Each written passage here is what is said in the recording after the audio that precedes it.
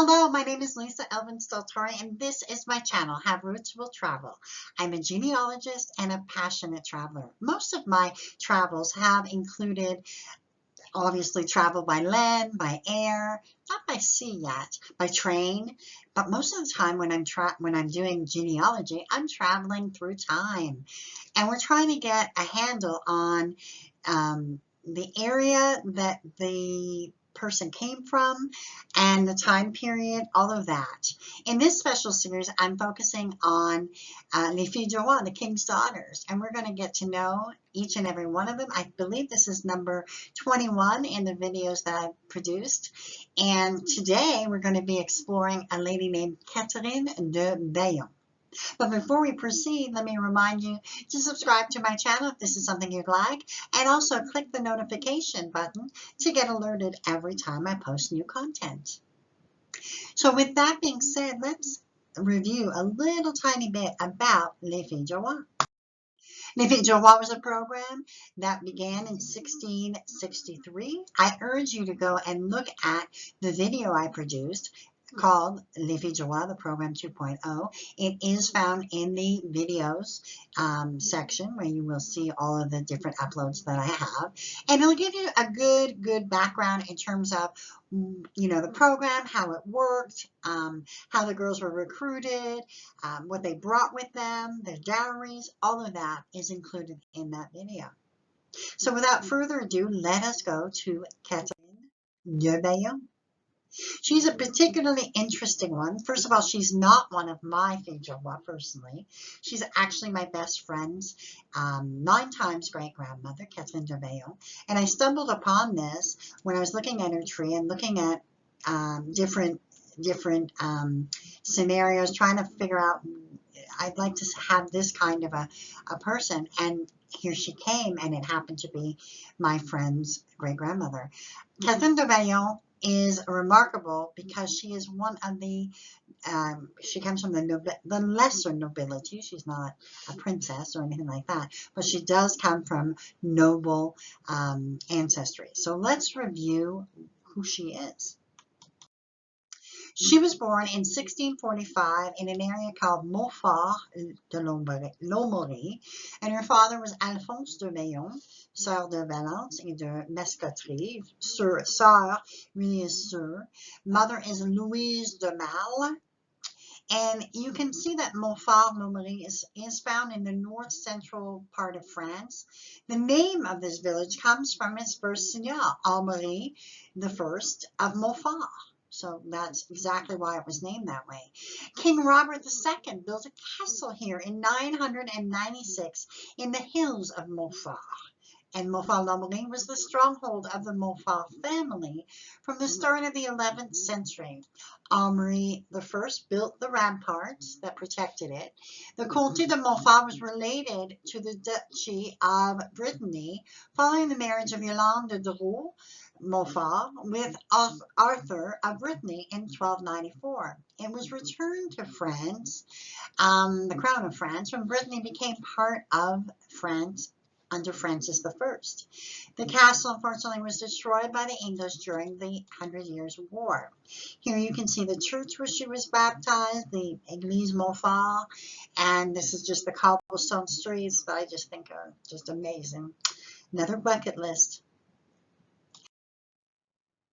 Through her mother Louise, Catheirne was a descendant, and I'm going to start the list, of King Philip II, King Louis VII, Louis VI, Philip I, Henri I, Robert II, and 7 other lesser-known kings, and finally Charlemagne, the emperor of all of France and all of that.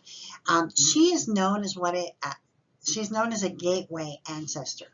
This is what Catheirne de Baillon represents to any of her descendants who can link back to her as a grandmother. You now know that you are absolutely related to all the kings and, of course, Charlemagne, because this has been very much studied. We have not actually studied the ancestry of her father's line, so have no idea there. But through her mother, this is a confirmed gateway ancestor. And that's a common term that we use because it's very hard as to be able to prove the connection. A lot of people try to on Ancestry and they take you back to Adam and Eve and that sort of thing. But this is the gateway ancestor that we're looking for. I myself have a gateway ancestor in English history, and so I relate back to, I have a gateway ancestor who arrived in New England, and his ancestors are confirmed to William the Conqueror, giving me access to the Magna Carta Society. I am sure there is a society for the descendants of Charlemagne. And you would be able to, if you prove your ancestry to Catheirne de Baillon, then it's simply a question of filling out the paperwork. That's how simple it is. All right. Now, who did she marry? First, she arrived in New France on June 30th, 1669. With her, she carried 1,000 pounds, one of the highest dowries I've seen yet. So, who did she marry? Now, the groom she selected, Jacques Miville de was truly a remarkable story. His family was a remarkable one as well. He was born in a village named Saint-Hilaire-d'Yabrouage, which is now known as Yabrouage, in the arrondissement of Rochefort, in the section of France now known as Poitou-Charentes. Some of you may remember this area as one where the Fille Joel Marie Faucon was from. You can find her in episode number 5. Brouage was founded in 1555. The town was truly established on very swampy land, which had previously been underwater. And its name, Brouage, comes from the surrounding mixture of water and clay, kind of cloudy and swampy, if you will, which is now called Brou. Now, its economy was based on salt and access to the sea.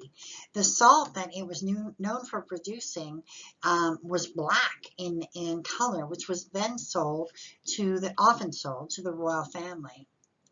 And so the town was fortified between 1630 and 1640 by Cardinal Richelieu, of all people, as a Catholic bastion in order to fight against the neighboring Protestant town of La Rochelle. You've heard La Rochelle many times here. However, unfortunately, gradually, the harbor sifted up and became unusable by the last part of the 17th century, and it fell into ruin. But before that, I want to talk about the fact that the town's most celebrated son is the famous Samuel de Champlain, who lived there as a young man and probably acquired some of the skills that he used later on in establishing Acadia and New France. So that's kind of an interesting take as well. Now let's explore Jacques Miville Duchesne's family a little bit more. He was the son of Pierre Miville de Suisse, who was from Switzerland, and his mother Charlotte Mogis, and she is from France. We do not know why Pierre moved from Switzerland to the area of Yabrouage. More research, probably. But here's the Miville story.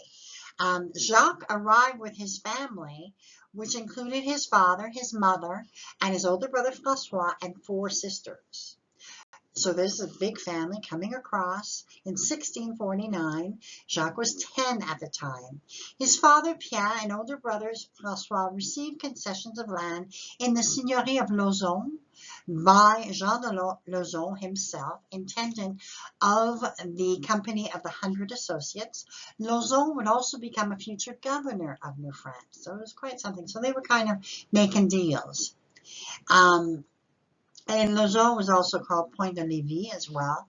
By 1665, Pierre and Francois, now Jacques, were among those who received land in what would become La Pocatière. They were to establish a new kind of Swiss colony. It didn't go so well.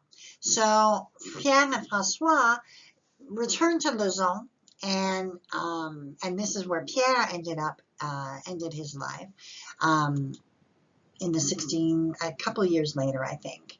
Now, the subject of our video, Jacques, ended up, he took possession of land in the Seigneurie of La Boutellerie and began with 8 acres of land. So he kind of carved his own path. Jacques and Catheirne were married on the 12th of November, 1669 in Quebec City.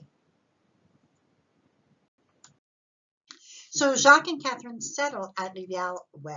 The name of this river and of this town was said to be named in honor of a man named Joel, who was a member of the Company of the 100 Associates and was a colleague of Samuel de Champlain. The Seigneurie of Rivière-Well was granted in 1672 by the intendant Jean to Jean-Baptiste François Deschamps de la Boutellerie, a nobleman from Normandy. The seigneurie was thereafter called La Boutellerie, which, by the way, actually means bottle factory. Not sure of the origins of this in France, but I'd love to dig into this at some point. This seigneur really worked his land and was a forward thinker. He wasn't just an absentee landlord. He actually lived here and, in fact, is buried here in 1703. But back to Jacques and Catheirne. In 1674 and 1676, they actually acquired more land at Rivière-Well. So you can see where their land was in section 15 and 17 is where they settled. Catheirne and Jacques had 6 children. Their first child, Marie Catheirne, marries 3 times, but as far as I can tell, she did not have any children. For the record, her 3 husbands were Jean-Joseph Ferry, Jacques Soulard, and Ignace Durand. Charles marries Louise Grondin and has 9 children, 8 of whom reached adulthood. Jean marries Marie-Madeleine Dubé and had 11 children, 10 of whom reached adulthood. Marie died, unfortunately, at the age of 6. The second Charles is very interesting, right? The fact that, they named 2 sons. So they had one was the vieux, the older, and then the younger Charles. I at first thought it was a confusing thing, but no, they really did. I think he was known as Jacques or Joseph Charles or something like that. But he marries Marie-Marthe Lavallee and had 12 children, 10 of whom reached adulthood. Marie-Claude marries François Niquet and had 3 children, 2 of whom reached adulthood. She then marries Jean-Baptiste Arède and had 5 children, all of whom made it to adulthood. By her third husband, she marries a third time to Gilles Badillac, dit Laplante, but did not have any more children. So this is a very, very, all of the children produced quite a number of descendants. Jacques and Catheirne did not live out their lives in the Rivière-Well. They died together on January 27, 1688. Jacques was 48 and Catheirne was 42. They were most likely victims of the smallpox epidemic of that year. They are buried together in the cemetery at Rivière-Well. The tragedy of this vibrant couple perishing so young is compounded by the fact that their 5 children were left orphaned. Their oldest, Marie-Catherine, was 17, and their youngest, Marie-Claude, was 6 years of age. François Miville, Jacques' older brother, who himself had just been widowed the year before and was the father of 8, became the legal guardian of his brother's 5 children. But the legacy continues. And so, just 2 years after the deaths of Catheirne and Jacques, their children, Charles and Jean, 19 and 18 respectively, were part of what is now known as the Battle of Rivière-Well. The British were attacking New France at the time, and word had reached the villagers that about 30 ships were on their way coming down from the St. Lawrence. The seigneur was away in France at the time. So the village priest de Francheville took command, and a group of about 30 able-bodied men waited for the ships to arrive. Admiral Phipps on that ship from New England, instructed his men to get to the shore using rowboats. So the French villagers were waiting and began firing. The British retreated and did not return. History is made of these kind of twists and turns. The fact that the descendants of this couple were there to prevent the British from getting a foothold in that part of Quebec is another contribution. In 1800, a study was made as to what families had the most descendants. The descendants from Pierre Miville, Duc de Suisse, on down were in the number 7 position ranking. Pretty amazing. And the story of Jacques and Catheirne de Baillon contributes to that legacy.